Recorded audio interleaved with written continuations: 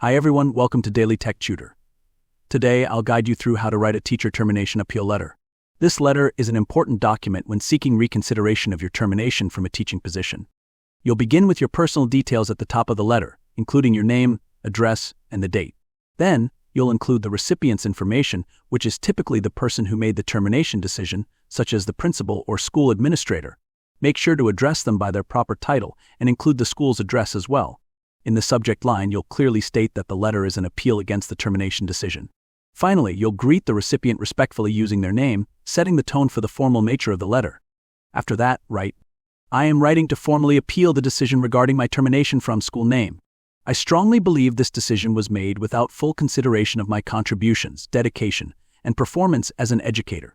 Throughout my tenure, I have remained committed to fostering a positive learning environment and ensuring students' academic success. I respectfully request a review of this matter, as I am confident that a fair reassessment will highlight my dedication and the mitigating factors that may have influenced the situation. I kindly urge you to reconsider this decision in light of my professional record and my genuine commitment to the school community.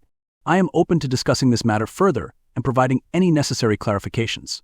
Thank you for your time and consideration. I look forward to your response. Sincerely, your name." Here's our sample teacher termination appeal letter. You'll notice how it clearly outlines your reasons for appealing the termination decision and the specific grounds for requesting reconsideration.